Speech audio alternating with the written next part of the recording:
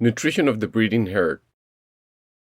In this talk, we're going to address what are overall the nutrient needs of the breeding herd, and then we'll talk a little bit more specific about developing gilts. We spend a good amount of time on gestating sows and then lactating sows, and finally we'll talk a little bit about boars. The main question is, what are the nutrients that are needed by developing gilts, sows, and boars, in other terms, the breeding herd? Well, the nutrients needed by most mammals and animals are the same.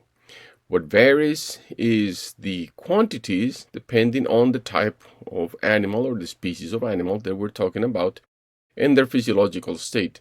But with some very, very few exceptions, when we talk about nutrients, we're really talking about the same nutrients, amino acids, vitamins, minerals, etc., for all vertebrates that we work on.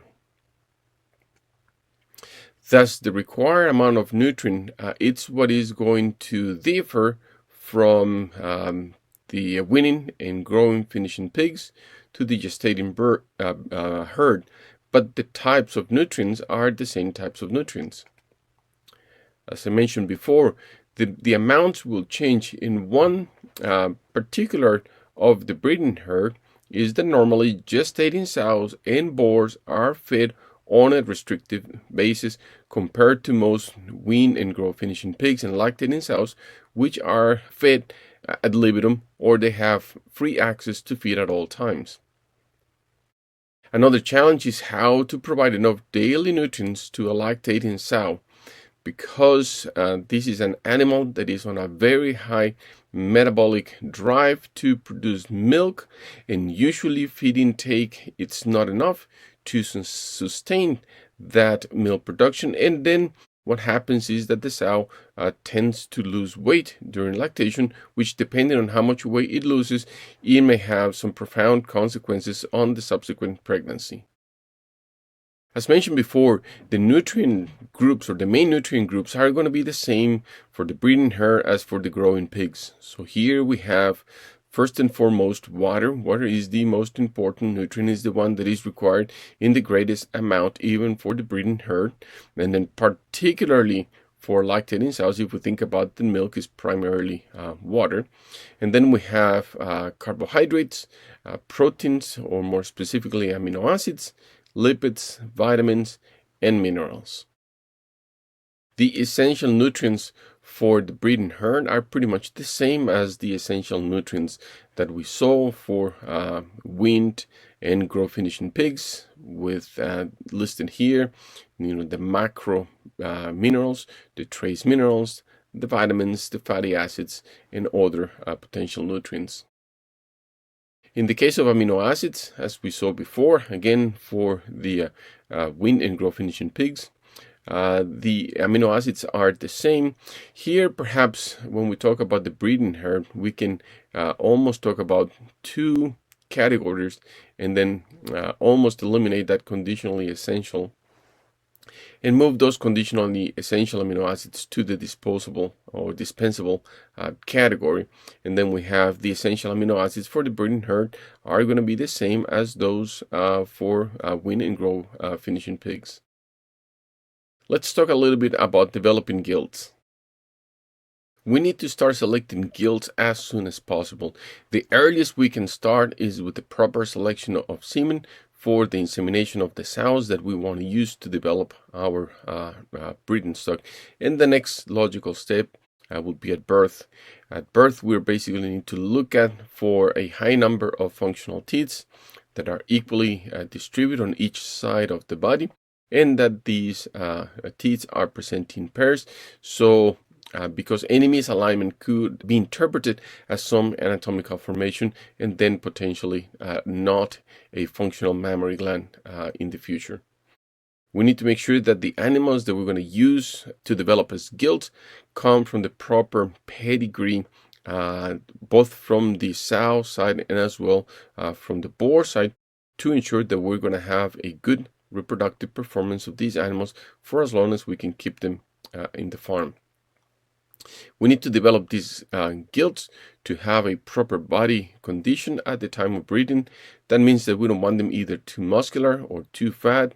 Same thing, we want them to be structurally sound, and very important, we want them to have good legs, an age of around 200 to 250 days, with a minimum of 140 kilograms of body weight at first service or insemination. And let's remember that when we talk about first service or first insemination, we're not talking here the first estrus.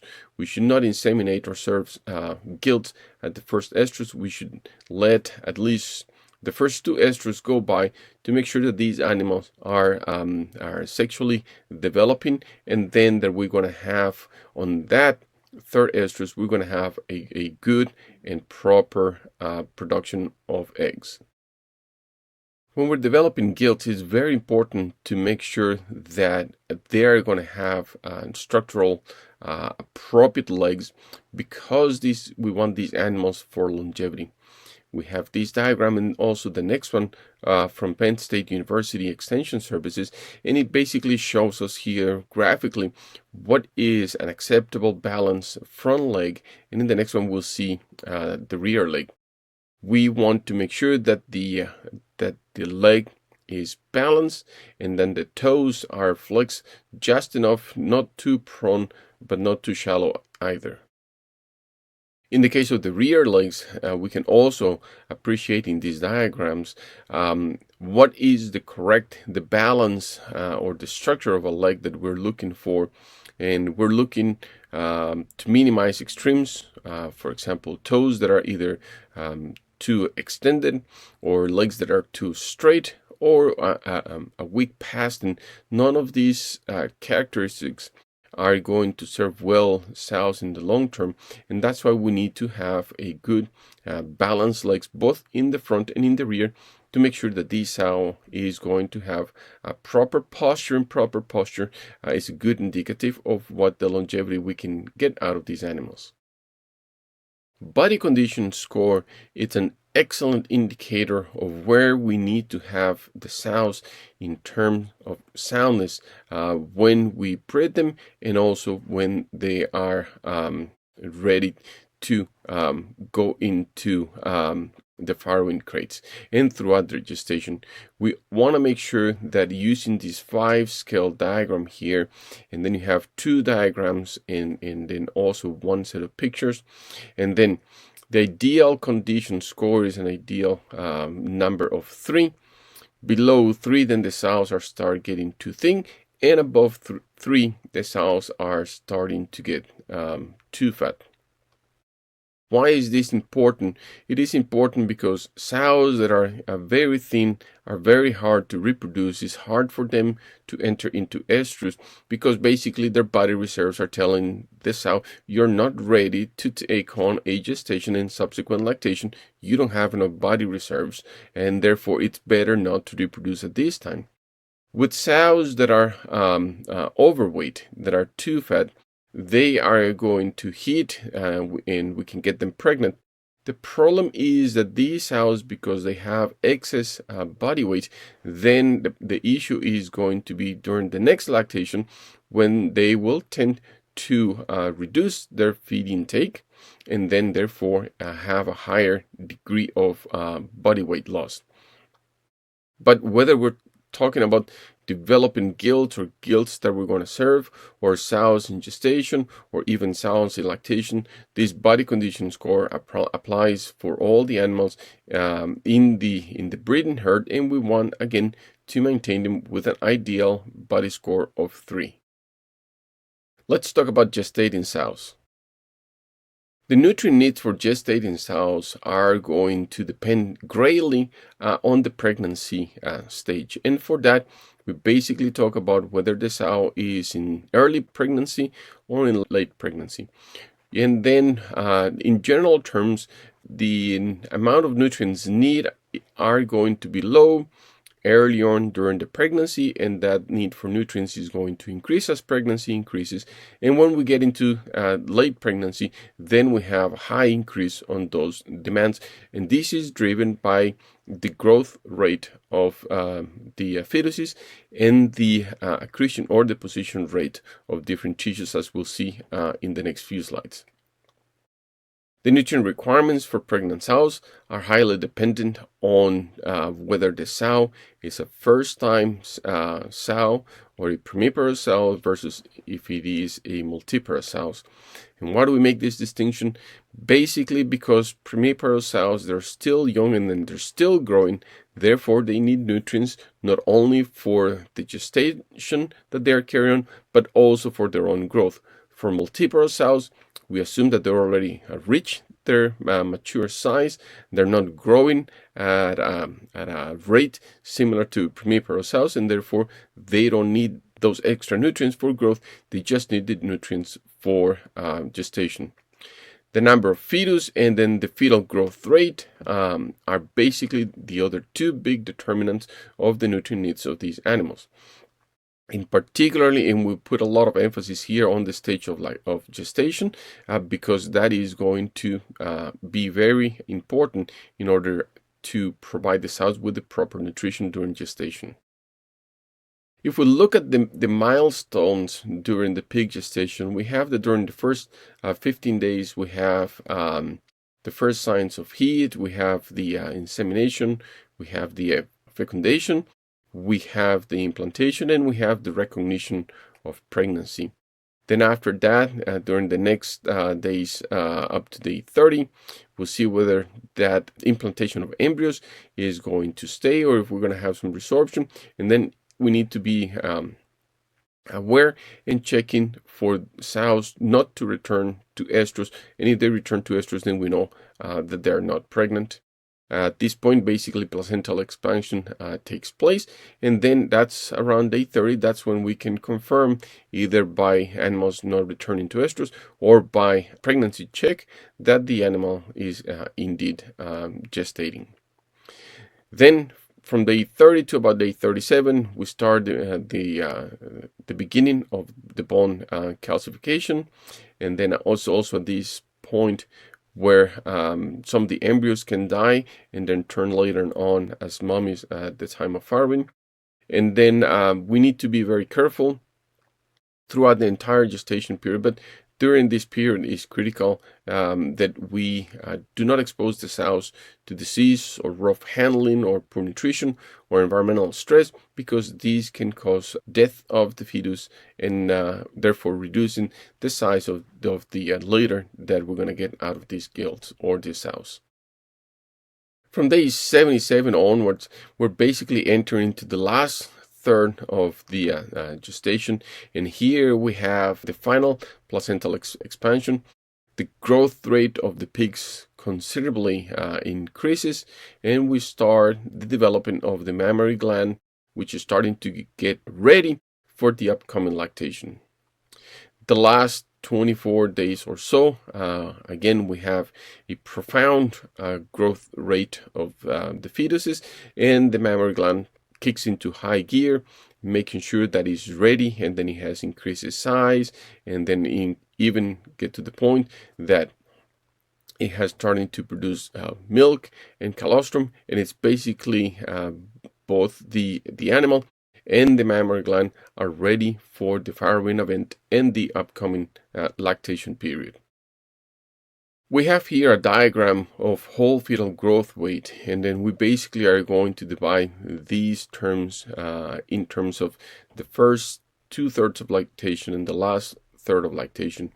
And as you can see here, during the last third of the lactation, in those dates that are highlighted, we have a massive growth of the fetuses, and because this growth is accelerated, then this is going to put a demand on the nutrients of these sows. The fetal growth rate at the beginning and mid gestation is relatively low, and then it expands and really explodes during the last third. And as I mentioned before, these are two of the main determinants that are going to influence the amount of nutrients that gestating sows need during gestation. If we look at the composition of that fetal growth, we can see here in terms of protein deposition, and it's more marked and clearly we can see the acceleration of the growth during the last third of the gestation. During the first third of the gestation, there is protein deposition at an important rate. However, the slope of that deposition is significantly lower than the rate during the last third of the gestation. In fact, if we look at the numbers, we'll see that during the first 70 days of gestation, the fetuses are averaging about 0.25 grams of protein deposit per day. Whereas from day 70 to day 14, we're talking about 4.63 grams per fetus per day. So if we divide 463 by 25, then we'll find out that the amount of protein deposition increases by 18.5 times more or less. And then this is a huge shift in the nutritional needs of the gestating sow, which then needs to be accompanied by the proper nutrition and by the proper supply of amino acids in the diet in order to make sure that these fetuses are going to grow at the rate that they have the capacity, and that genetic capacity and ability to grow is matched with proper nutrition that we provide to the gestating sow. This massive increase in nutrient deposition is not particular to protein or amino acids, but as we can see here, also in terms of mineral deposition, we see a huge increase during the last third of gestation, which basically needs that as nutritionists, we need to adjust the diets properly that we're feeding these animals, and then that we formulate a specific diet so we're matching the nutrient needs in terms of amino acids, vitamins, minerals, and energy for these animals, particularly during the last third of gestation, because of the rapid growth and tissue deposition of the fetuses. I have shown you scientific evidence of how big the fetal growth is in the third part of the gestation compared to the first 2/3 of the gestation. And this is basically a common occurrence among mammals. And because of that massive fetal growth, we have studies demonstrated in sows that they indeed need a higher level of amino acids than we were normally supply with a one-phase gestation diet. Therefore, nowadays and today, we should make all the efforts possible to make sure that we provide the sows with at least 2 different feed formulations during the gestation period. One feed or one formulation that is fed for the first 2/3 of the gestation, and another completely different formulated feed for the last third of the gestation. For many, many years, the common practice, because we always knew about this massive growth in the last third of gestation, the common practice was simply to feed more of the same formulation feed, gestation feed, to the sows in the last third of the pregnancy. And that has worked in the past, it's working now, and will work in the future. But we need to be very cognizant that we are not providing the proper amount of nutrients that the sow needs, and we'll see that a little bit more in details in numbers in the next few slides. We're going to look at this example, and in this example for gestation, we're only going to consider 4 nutrients: energy, lysine, calcium, and phosphorus. Yes, I know energy is not a nutrient, it's a quality and it's a condition of certain nutrients, but we use it mathematically to formulate as it is a nutrient. If we look at the energy requirements for gestating sows, for this exercise, we're going to use a Parity 2 sow with a breeding weight of 165 kilos, farrowing weight of 225 kilos. The anticipated litter is 13.5 piglets. We're going to feed, the formulated feed is going to have 3,300 calories per kilogram. We consider a 5% waste. And the feeding phases, we're going to have 2. one up to day 76 of gestation, and the other one, the second phase, from day 76 to day 114 of gestation. We input the previous data into the NRC calculator, and we obtain these nutrient requirements. And then we have an amount of estimated feed intake. The metabolizable energy is what we inputted, and it tells us that this sow should be eating, consuming of around 6,900 calories, and therefore that's where the 2.21 kilograms come from. And it gives us the requirement for lysine, for calcium, and total tract, standardized total tract digestible phosphorus, and we'll look at the amounts in terms of grams per day. For the last third of the gestation, we still have the same diet with the same energy density of 3,300 kcals. Now the feed intake is a little higher. It goes from 221 to 247. The amount of energy goes up, and the amount of lysine, calcium, and phosphorus also, they all go up. But can we get along with a single gestation formulation and simply do what we have always done in the past and say, we'll just feed more? Let's see what happens and what the numbers tell us in this exercise. So for this example, we are going to make an adjustment in order to meet the lysine requirement. We could have chosen any other nutrient, energy, calcium and phosphorus, or any other nutrient, and you'll see that the numbers that we're going to get are going to be indicative of the direction that I want to highlight. And so this is not so important about the numbers itself, but the direction and what is it that we're getting with using only one gestation feed for sows. So if we adjust the lysine requirement, then we'll need to feed more feed. Here we do the numbers, and it turns out that we're going to have to feed the sows during the last third of gestation about 3 kilograms per day instead of the 2.2 that we've been feeding. The requirement, or the estimate, was that these sows will need about 2.5 kilos, so it would be like an extra half a kilo of a different formulation. The density, in terms of energy density, stays the same. But if we calculate then how much energy we're providing these sows, at 3 kilograms a diet with a 3,300 kcal of a metabolizable energy per kilogram of feed, then we're feeding these sows close to 10,000 kcalories per day. And these sows need about 77 kcals per day. So we can see that there is an extra amount of energy here that comes out to be 29% more metabolizable energy. And this likely what can happen is to increase the fatness of the sows and make the sows to be perhaps on a higher body condition than what we want at the time of parturition.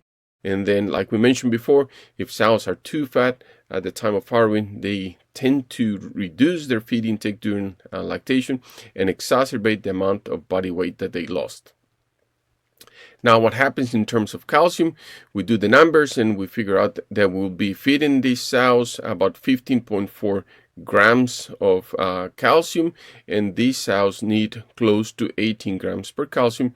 So we're feeding 14% less calcium, and the same is true for phosphorus. We'll be feeding around 6.6 grams. The sows need about 7.8 or 15% less feeding of phosphorus. And therefore, what we can see here is that feeding or having a single phase gestation diet, or feeding that phase 1 gestation diet to sows in the last third of gestation will not work properly in terms of providing a balanced nutrition according to their needs. In this case, we're feeding extra energy because we adjusted for lysine. If we adjusted for energy, then we're going to be feeding even less in terms of lysine, calcium, phosphorus, and we still have all the other nutrients that we need to evaluate that we have not included here, just to be succinct. We know from experience and from history that having only one gestation diet for sows, it will work. And sure, it works, and it has worked in the past, and it will continue to work in the future. But The problem is that we're not providing the proper nutrition that these animals require, and that is going to affect not only the sow, but it's also going to affect the fetuses. And what we want to make sure is that we are providing these growing fetuses with the appropriate amount of nutrients they can have, so we can have pigs that are bigger and heavier, as we know that there is a really good correlation between birth weight and market weight and the number of days to market. So we want to make sure that if possible, we provide these animals with the nutrients that they need. As we talk about in weaned pigs and in growth finishing pigs and in any other animal, it doesn't matter what species we're talking about or what physiological phase, we want to make sure that we provide the animals with the amount of nutrients that they need, no deficiencies, and not too much excess, to make sure that the animals are going to be healthy. In the case of these sows, like we mentioned before, we want to make sure that they reach parturition with an appropriate body score, that they're going to lose a small amount of body weight during lactation, that their feed intake is going to be proper, because all of these will ensure us that when these sows will get weaned and then they are ready to go back in heat, that we don't need to skip an estrus of an extra 21 days of feeding a sow at the farm. And therefore, we should really consider that we should have 2 different formulations, or at least 2 different formulations for gestating sows. And it's very, very important to have one for sows during the last third of gestation. The farm management, it's what we need to figure out here. How are we going to do it? How are we going to segregate these animals in order to make sure that we are providing them with the different types of feed formulation? And then it's likely that we're going to call it gestation 1 and gestation 2. And then how do we identify these sows and how do we manage these sows to make sure that we can accomplish this very important task of having 2 different feed formulations for the gestating sows. So what are the practical benefits of feeding 2 different feeding phases? In this case, this is a study where the test diet was fed from day 30 to 60 or day 60 onwards for the second phase. So a little bit different than the example we talked about before, but nonetheless, we have basically the control animals are the animals on a single phase gestating diet, and the test column here refers to sows that were fed 2 different types of feed formulation, and the feed intake for this particular study was kept equal at 2 kilograms per sow per day to avoid more confusion. What we see here is that the animals that were fed the test diet, they were able to maintain their body weight gain during gestation. The other animals actually lost weight because during the last third of gestation, if we don't increase the amount of nutrients that we provide, then she's likely going to start catabolizing its own tissues to provide the nutrients that those fetuses need for growth. This translates into a difference in terms of back fat lost during gestation. The animals in the test diet, they were able to maintain or gain a little bit of body back fat. Compared to the sows in the control, they actually lost back fat. This, perhaps to me, out of all the numbers that they measure, it's perhaps the biggest incentive. If we look at litter mortality at 21 days of lactation, we can see that the animals in the test diet only had about 1% mortality compared to 7% mortality for the animals in the control diet. If mortality reduction is one of the main targets, then I think it's clear here to say that if we reduce mortality during the lactation period, that we're going to have more pigs that are going to be weaned. If we have more pigs at weaning, we're going to have more pigs at market, and basically we're making the production system more efficient. The other number that is important to point out here is a reduction in the coefficient of variation for the weight of the litter at birth, which basically means we have litters that are more uniform in terms of body weight when they're born. And that's likely because if we provide a feed during the last third of gestation that is properly formulated, we're matching not only the amino acids but the minerals and the vitamin requirements of those growing fetuses. And therefore, we can comfortably say that feeding a 2 gestation diets improve the productive performance of these sows for this particular test, and very likely these animals are going to have a long and productive life and time at the farm. Let's summarize a little bit some of the points that we have talked thus far. So when should we start gill replacement selection? As soon as possible, and that as soon as possible is either at selection of semen and or at the selection of animals at birth. When does most fetal growth occur in all mammals? It occurs during the last third of gestation, and the pig, obviously being a mammal, is not exempt to this rule. And like I show you, during the last third of gestation, we have a massive increase not only on fetal weight, but most importantly on the deposition of protein and minerals, which basically indicates the nutrient needs of these gestating sows during the last third of gestation. How many different diet formulations should we use in gestating sows in modern farms nowadays? And I hope I have convinced you that we should have at least 2 gestation formulations, one for the first 2/3 of lactation and a very specific formulated feed for the sows during the last third of gestation.